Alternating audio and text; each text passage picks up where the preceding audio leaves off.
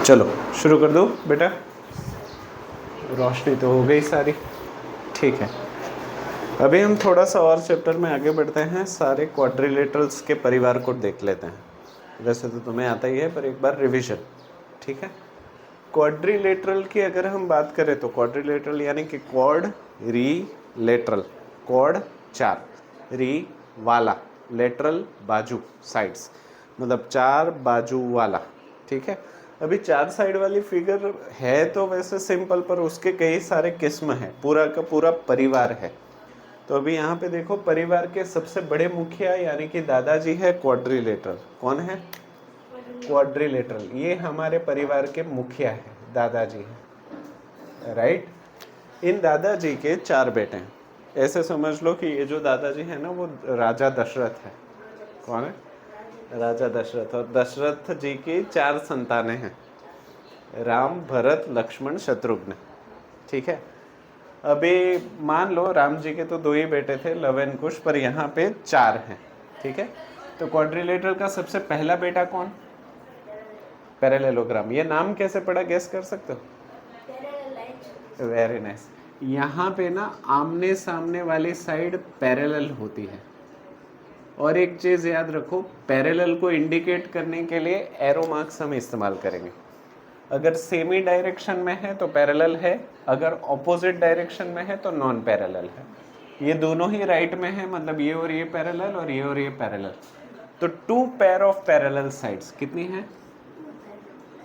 2 pair of parallel sides.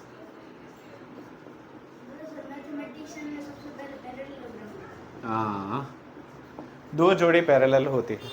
अच्छा, parallel होने के साथ एक प्रॉपर्टी और है, opposite sides are equal. Opposite side कैसे होती है? इक्वल। ये साइड और ये साइड इक्वल होगी, और ये साइड और ये साइड इक्वल होगी, दैट इज अ पैरेललोग्राम, ठीक है। Opposite angle are also equal. अच्छा, उसके अलावा चलो सारे वो प्रॉपर्टीज देख ही लेते हैं। डायगोनल्स इक्वल होंगे क्या? इक्वल नहीं होंगे।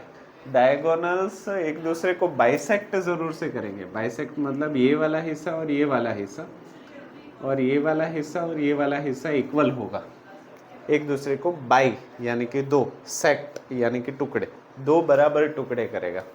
इसके अलावा कोई प्रॉपर्टी याद आ रही हो? हालांकि हम करेंगे ही, इसके बाद हम सारी प्रॉपर्टी लेने वाले हैं, फिर से आती ही है बट फिर से लेंगे, ठीक है। तो चलो पैरेललोग्राम। अच्छा, हमारे पिताजी जो होते हैं उनके जो भी दुर्गुण या सद्गुण होते हैं वो हमारे अंदर आते हैं। तो इसके जो भी गुण है ना वो अपने बेटों के अंदर है ही। सबसे पहला बेटा स्क्वायर, तो स्क्वायर की फिगर मैंने यहाँ पे बना दी, ठीक है। अच्छा, पैरेललोग्राम की ऑपोजिट पैर कैसे होती है? Parallel and equal. तो यहाँ पे भी ऑपोजिट साइड कैसी होगी? Parallel and equal. दूसरा बेटा कौन है? हाँ, स्क्वायर सबसे अच्छा बेटा है, बाद में सेकंड नंबर पे है रेक्टेंगल। रेक्टेंगल में भी opposite side are parallel and equal, इसमें भी पैरेलल इक्वल, इसमें भी पैरेलल इक्वल। इसके डायगोनल ना एक दूसरे से परपेंडिकुलर होंगे, जबकि इसके परपेंडिकुलर नहीं होंगे। ऑपोजिट एंगल आर इक्वल, वो सारी प्रॉपर्टीज अभी हम करेंगे एक एक करके, पर अभी इस परिवार को समझ लेते हैं। तीसरा बेटा है, अच्छा, रोम्बस और डायमंड, ये दोनों ट्विन्स बेटे हैं। कैसे हैं? ट्विन्स हैं। क्यों ट्विन्स है पता है? Very nice. अगर सोया हुआ है तो रोम्बस, जागा हुआ है तो डायमंड। अदरवाइज बाकी सारी प्रॉपर्टी इन दोनों की सेम ही है, बट अगर सो रहा है तो और जाग रहा है तो पहला परिवार क्लियर हो गया। नंबर सिस्टम याद करो। नंबर सिस्टम में मैंने बताया था कि नीचे से ऊपर ट्रू, ऊपर से नीचे फॉल्स, और बाद में चाचा जी के साथ रिश्ता नहीं हो सकता, पता है ना। तो मैं ऐसे बोलूँ, ऑल स्क्वायर आर पैरेललोग्राम तो true, but all parallelogram are square तो false. All rectangle are parallelogram तो true, all parallelogram are rectangle तो फॉल्स, ठीक है। बाद में ऑल स्क्वायर इज ट्रेपेजियम तो फॉल्स, क्योंकि हमारी शक्ल पापा से मिलेगी, चाचा से नहीं मिलेगी। यहाँ तक चीज़ें क्लियर है? चलो, पहले परिवार के पहले 4 सदस्य कर लिए। दशरथ जी के दूसरे पुत्र लक्ष्मण जी, नहीं, राम, भरत जी, तो भरत जी के दो बेटे, ठीक है। ट्रेपेजियम का रेगुलर और इरेगुलर। क्या ट्रेपेजियम अगर पैरेललोग्राम में दो जोड़े पैरेलल साइड है तो ट्रेपेजियम में one pair of parallel sides.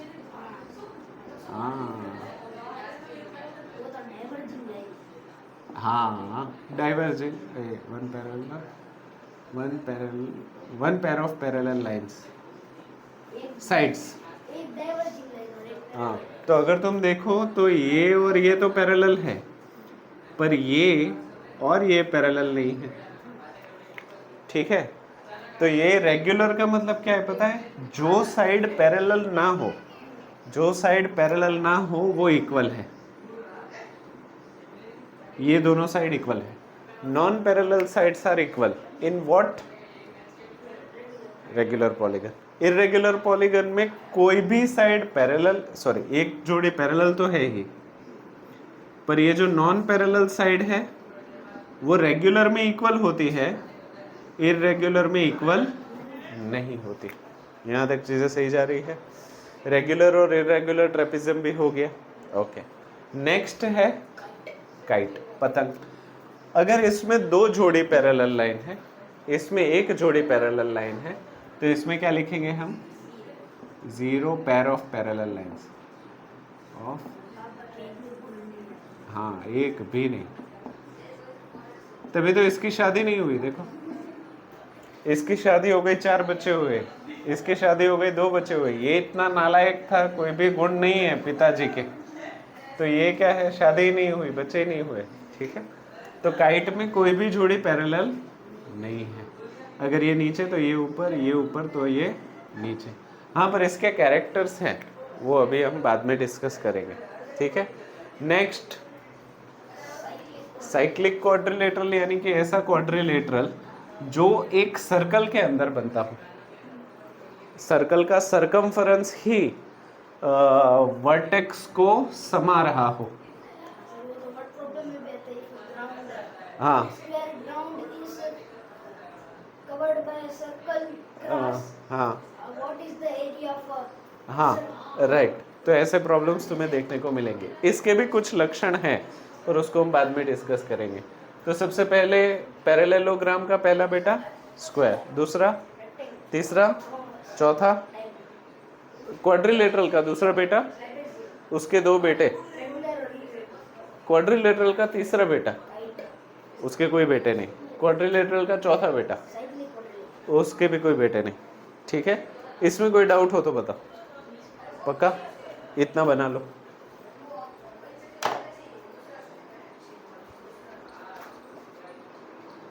ठीक है, शुरू करते हैं। कैरेक्टरिस्टिक्स ऑफ क्वाड्रिलेटरल, पूरे परिवार के लक्षण। जैसे तुम्हारे लक्षण हम देखें तो वो तुम्हारी पहचान है, बिना लक्षण के पहचान होती। तो उसी तरीके से पूरे परिवार के लक्षण अगर हम जान ले तो हमें प्रॉब्लम्स करने में आसानी हो जाएगी। तो सबसे पहले बेटे स्क्वायर की बात करते हैं। स्क्वायर के लक्षण ले लो, तो इसके एक एक कैरेक्टरिस्टिक तुम मुझे लिखवाओ। सबसे पहला कैरेक्टर क्या है इसका?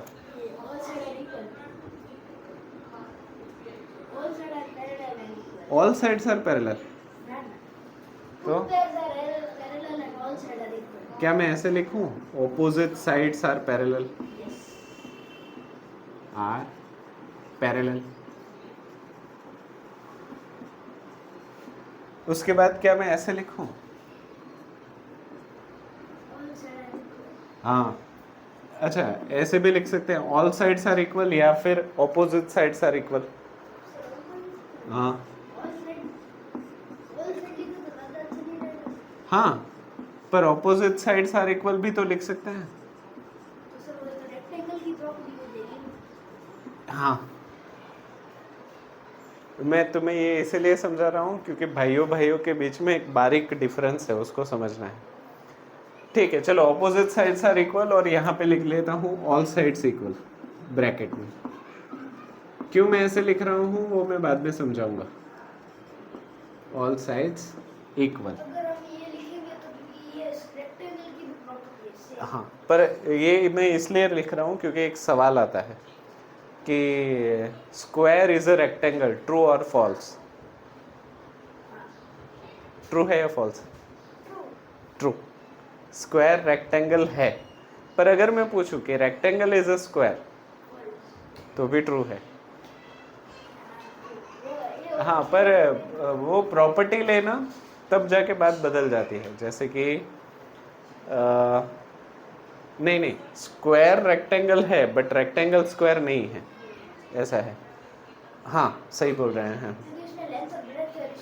और डायगोनल का भी फर्क है, पर वो हम बाद में बात करते हैं। पर अभी ये लिखा वो तुम्हें समझ में आ गया? ठीक है। नेक्स्ट प्रॉपर्टी, तीसरी प्रॉपर्टी।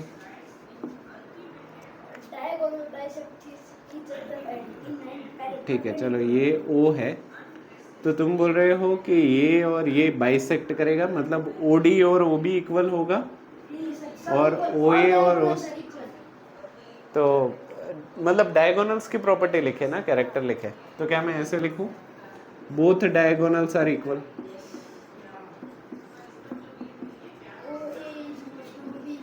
हाँ, बोथ डायगोनल्स आर इक्वल। फिर नेक्स्ट, ये एक दूसरे को बाइसेक्ट कर रहे हैं। वेरी नाइस, परपेंडिकुलरली बाइसेक्ट कर रहे हैं, तो मैं क्या लिखूं, डायगोनल्स आर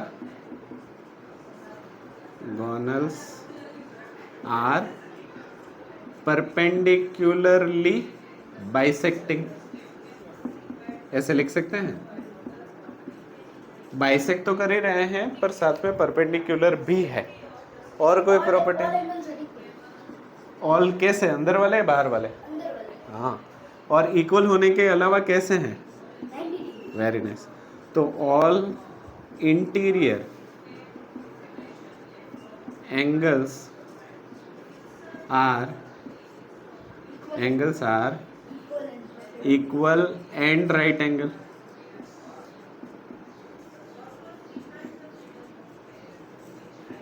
इसके अलावा कोई प्रॉपर्टी?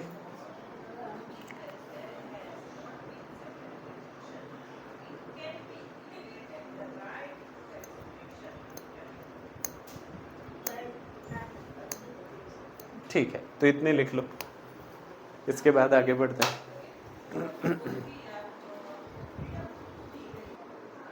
चलो नेक्स्ट, दूसरे भाई साहब, रेक्टेंगल। रेक्टेंगल की प्रॉपर्टीज एक एक करके मुझे लिखो। सबसे पहली प्रॉपर्टी,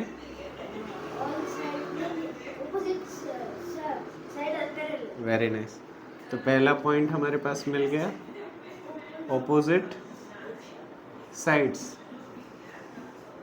आर पैरेलल। चलो वेरी नाइस, ये और ये इक्वल, ये और ये इक्वल। सेम पॉइंट हमने स्क्वायर में भी लिखा था। Second point, opposite sides are equal. फिर नेक्स्ट, हाँ सही तो बोल रहे हो, देखो, पर उससे पहले एक प्रॉपर्टी और। नहीं नहीं नहीं, नहीं, डायगोनल्स की property, both diagonals are equal. हाँ, दोनों इक्वल ही है ना, A C is equals to B D. Both diagonals are equal. हाँ, वो भी होगा। तो अभी next property, diagonals A C और बी डी इक्वल होते हैं। हाँ, अभी बाइसेक्ट वाली प्रॉपर्टी लिखो, character, diagonals bisect each other, पर स्क्वायर में परपेंडिकुलर था, इसमें परपेंडिकुलर, तो यहाँ पे नेक्स्ट है diagonals bisect each other, each other. फिर नेक्स्ट, फिफ्थ और प्रॉपर वे में स्क्वायर के जैसा ही, ऑल इंटीरियर एंगल्स आर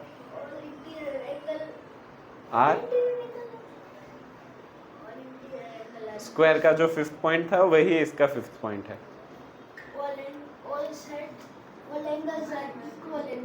हाँ, ऑल इंटीरियर। अरे पर वो भी, ये भी 90, ये भी 90, ये भी 90, ये भी 90।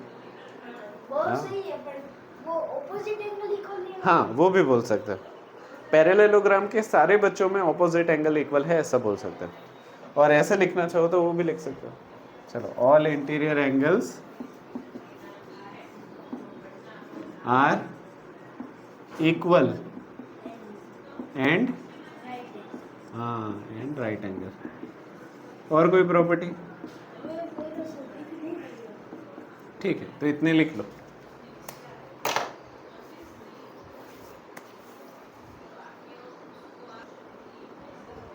ठीक है, तीसरा और चौथा, रोम्बस और डायमंड ट्विंस ब्रदर को हम साथ में ले लेते हैं। अभी रोम्बस और डायमंड को बनाने का तरीका बहुत ही अच्छा है। रोम्बस के लिए मोटी कमर, डायमंड के लिए पतली कमर। रोम्बस माने मोटी कमर, डायमंड यानी पतली कमर। तो रोम्बस यानी मोटू और डायमंड यानी पतलू। तो मोटू पतलू याद रखना है। मोटी कमर मतलब क्या पता है तुम्हें? एक ऐसी लंबी लाइन बनानी है और ऐसा, सही है? हाँ, देखो मोटी कमर हो गई और हाइट कम हो गई, तो ये कौन हो गया? मोटू। मोटू यानी रोम्बस। पतलू के लिए पतली कमर और लंबा शरीर। सही है कि कुछ ज़्यादा ही लंबा हो गया? हाँ, सही है। अभी एक चौड़ा प्लस एक लंबा प्लस हमने बना दिया। बाद में तुम्हें एंड टू एंड पॉइंट को कनेक्ट कर देना है। ऐसे ऐसे ऐसे ऐसे। सिमिलर वे में यहाँ पे भी।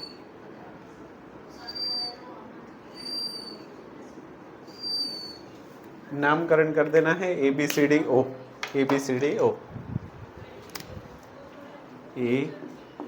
ABCD O, ABCD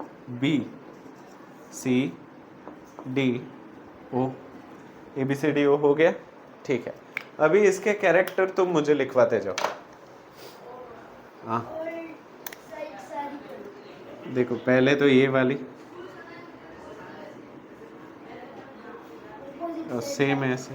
हाँ, ऑपोजिट साइड आर, तो पहला प्रॉपर्टी हमें मिल गई, opposite sides are parallel.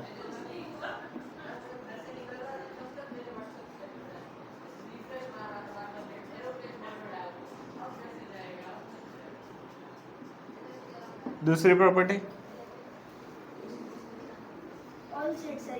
Very nice. हाँ हाँ हाँ, सॉरी सॉरी सॉरी। ठीक है, ऑल साइड्स आर स्क्वायर के जैसे ही। तो ऐसे नहीं लग रहा जैसे स्क्वायर को पिचका दिया हो? अगर ऊपर से पिचका हो तो रोम्बस, साइड से पिचका हो तो डायमंड। तो सेकंड प्रॉपर्टी क्या? All sides are equal. हाँ, अब तुम पकड़ने लगे। चलो, ऑल साइड्स आर इक्वल। फिर नेक्स्ट प्रॉपर्टी रोम्बस के, अरे सॉरी, डायगोनल्स के बारे में क्या बोल सकते हैं? क्या इसके डायगोनल इक्वल है? दोनों के डायगोनल इक्वल है? एक छोटा है एक पतला है, इसलिए तो मोटू पतलू नाम पड़ा है इसका। ठीक है, तो इसके डायगोनल इक्वल नहीं है। तो नेक्स्ट बाइसेक्टिंग के बारे में बताओ। हाँ, ये और ये और ये और ये बाइसेक्ट हो रहा है। यहाँ पे भी ये भाई साहब, ये भाई साहब, ये और ये। तो नेक्स्ट प्रॉपर्टी क्या है? Diagonals bisect each other. अच्छा, इसमें और एक चीज भी तो ऐड कर सकते हैं, डायगोनल्स परपेंडिकुलरली बाइसेक्टिंग आर हाँ, परपेंडिकुलरली बाइसेक्टिंग। बाइसेक्ट तो कर ही रहे हैं, 90 डिग्री के साथ बाइसेक्ट कर रहे हैं। नेक्स्ट, एंगल्स के बारे में।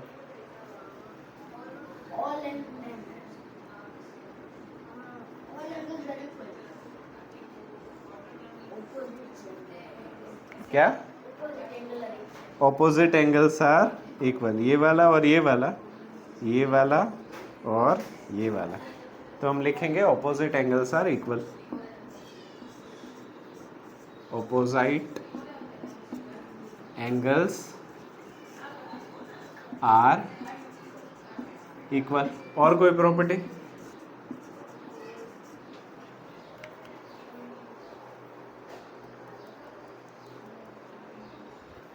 वो लिख सकते हो तुम चाहो तो कि डायगोनल्स आर नॉट इक्वल। चलो वो एक डाल ही देते। कौन सी? नहीं, वो तो बाद की बात है। डायगोनल्स आर नॉट इक्वल, ऐसा डाल सकते हो, जरूरत नहीं है बट फिर भी। क्लियर? और कोई प्रॉपर्टी दिख रही है तो बना लो।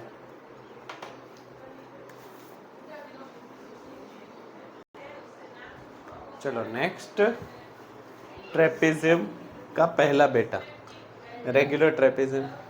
अच्छा, इसका पहला लक्षण तो हमने फिगर में ही जब समझ रहे थे तब बना दिया था। क्या है लक्षण पहला? हाँ, ओनली वन पेर इज पैरेलल। पैरेलल है ना, सिर्फ एक जोड़ी पैरेलल होगी, दूसरी जोड़ी नॉन पैरेलल होगी। फिर बाइसेक्ट करती है, तो फिर इसकी क्या डायगोनल्स इक्वल है? हाँ, तो नेक्स्ट है, हाँ, तो diagonals are equal. Diagonals are equal. फिर बाइसेक्ट तो नहीं करते तुमने बताया, पर अगर तुम ध्यान से देखो तो तुम्हें दिखेगा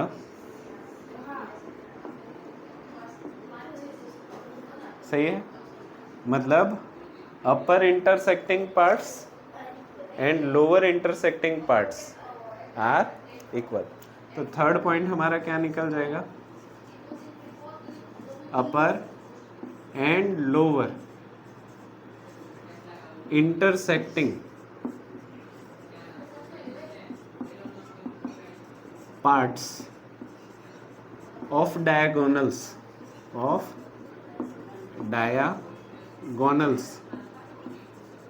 आर इक्वल।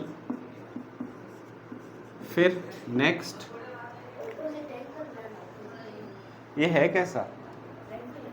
तो रेगुलर की नॉन पैरेलल साइड कैसी होती है?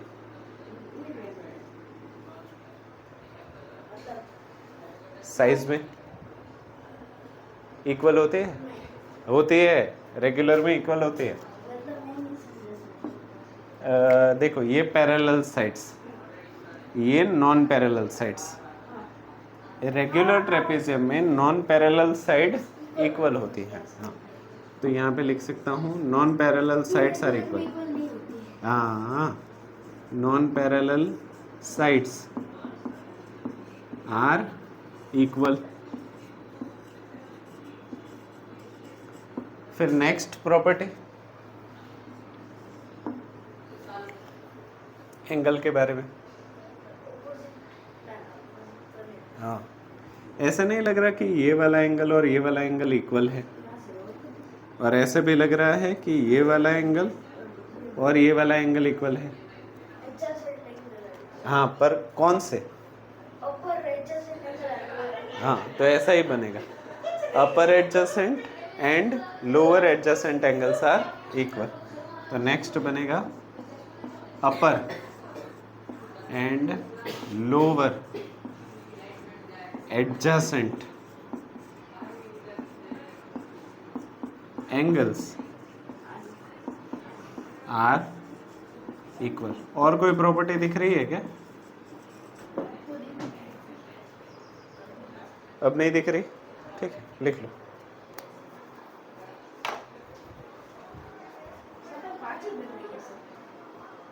चलो नेक्स्ट उसका छोटा भाई, इर्रेगुलर ट्रेपेजियम।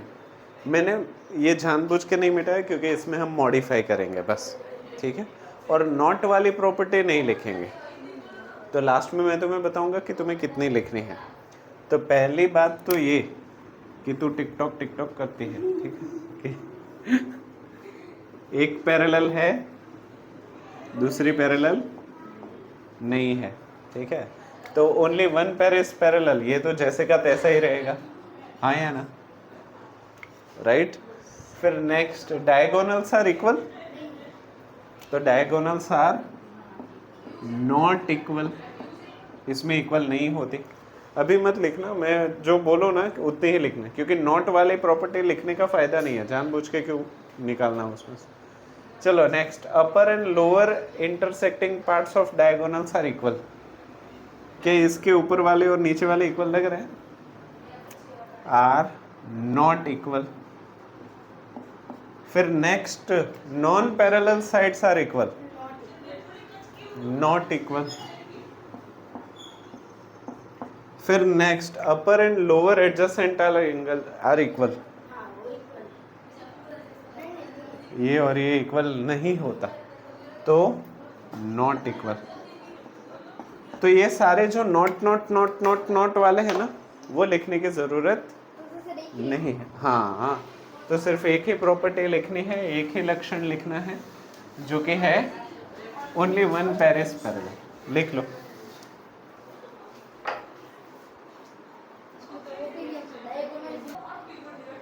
चलो नेक्स्ट इज काइट।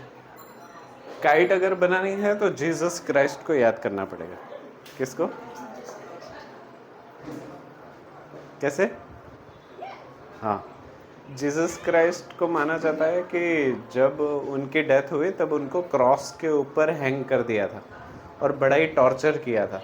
तो वो क्रॉस तो तुमने देखा होगा ना क्रिश्चियनिटी में, वो कुछ इस तरीके से है तो प्लस ही, पर ये जो प्लैंक है वो ऊपर की तरफ है, नीचे नहीं है। रोम्बस के जैसा, सॉरी डायमंड के जैसा ही लग रहा है, पर डायमंड में बीचों बीच होता है, यहाँ पे थोड़ा ऊपर है। बाद में हमें एंड टू एंड को कनेक्ट कर देना। तो हो गई हमारी काइट तैयार।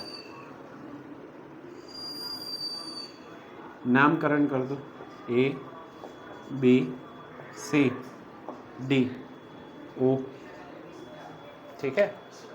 अभी इसके लक्षण गैस कर सकते हो?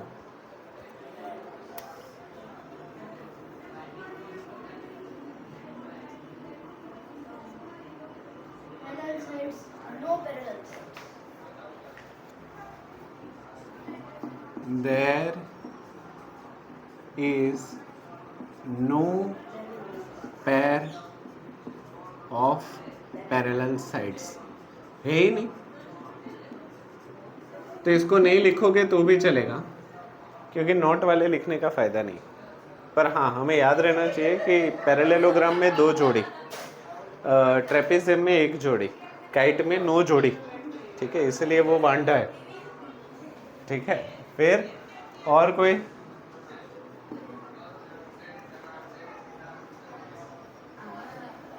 ऐसा नहीं लग रहा कि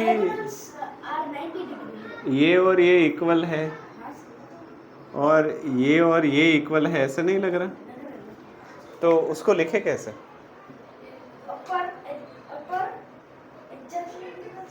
एंगल्स या sides? And lower adjacent sides are equal. तो क्या मैं ऐसे लिखूं? Upper and lower adjacent sides are equal.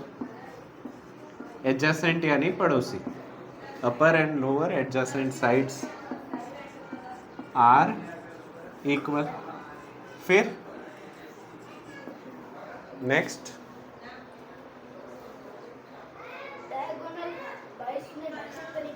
हाँ, पर ध्यान से देखो, ये और ये बाइसेक्ट हो रहा है, ये और ये बाइसेक्ट नहीं हो रहा। तो क्या मैं ऐसे लिखूं कि जो खड़ी हुई लाइन है वो सोई हुई लाइन को बाइसेक्ट कर रही है? तो क्या मैं ऐसे लिखूं, vertical diagonal bisects horizontal diagonal? हाँ, तो थर्ड पॉइंट हमारा क्या हो गया, vertical diagonal bisects horizontal diagonal.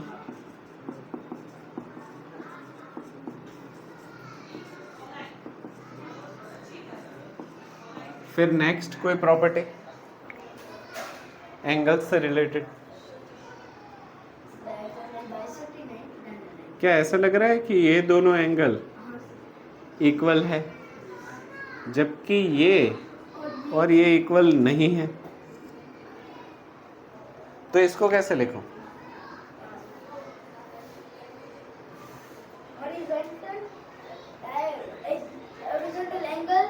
पर कैसे? सामने सामने वाले को क्या कहते हैं? हाँ, तो horizontal opposite angles are very nice. नहीं, वो लिखने की जरूरत नहीं है। Horizontal opposite angles are equal. और कोई प्रॉपर्टी?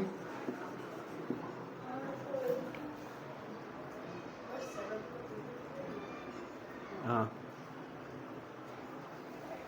मैं बुलाता हूँ।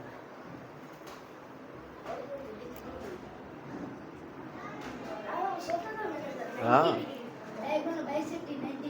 बाइसेक्टिंग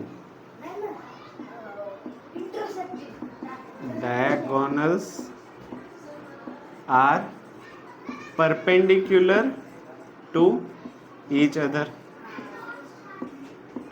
सही है। और कोई प्रॉपर्टी? ठीक है, लिख। Last but not the list, cyclic quadrilateral. अगर तुम ध्यान से देखो तो साइक्लिक क्वाड्रिलेटरल में ये सी क्या कर रहा है? सी क्या है? ओ तो है ही है, सेंटर ऑफ अ सर्कल। हाँ, ये सर्कल जिस केंद्र से बना है वो सेंटर है। अभी सी और ओ ऐसा जरूरी नहीं कि अलग अलग ही हो, कभी ऐसे भी केस हो सकते हैं जिसमें सी और ओ एक ही हो, और ऐसे भी केस हो सकते हैं जिसमें सी और ओ अलग अलग हो। ठीक है, ये साइक्लिक क्वाड्रिलेटरल का कुछ नक्की नहीं होता कैसे बन जाए कैसे नहीं। पर हाँ, एक चीज़ होती है कि क्वाड्रिलेटरल के चारों वर्टेक्स सर्कल के सरकमफेरेंस के ऊपर ही होने चाहिए, तभी जाके उसको कैसा कहेंगे, साइक्लिक क्वाड्रिलेटरल। इसका एक ही लक्षण है, गेस कर सकते हो कौन सा? हाँ, चलो मैं हिंट भी देता हूँ, ऑपोजिट एंगल से रिलेटेड है। हाँ, एक ही कैरेक्टर है, ऑपोजिट एंगल्स आर सप्लीमेंट्री। हाँ, सप्लीमेंट्री माने हाँ 180। मतलब अगर ये 20 डिग्री हो तो ये कितना होगा? 160। ये 30 हो तो 40 हो तो 50 हो तो 60 हो तो 70 80 90। ठीक है, तो अगर इन दोनों एंगल को ऐड करोगे तो वो हमेशा सप्लीमेंट्री ही होंगे। ये सिर्फ एक ही प्रॉपर्टी है साइक्लिक क्वाड्रिलेटरल के। हाँ, तो हो सकता है ये, अभी देखो इसके आधार पे तुम्हारी एक्सरसाइज है 3.4 शायद। हाँ, कहाँ गया? हाँ, 3.4 है, true and false, all rectangles are square, फिर identify the quadrilaterals that have. ये पूरा जो हमने सीखा उसके ऊपर ये है। कोशिश करो, नहीं होगा वो मैं करवाता हूँ। ये लो।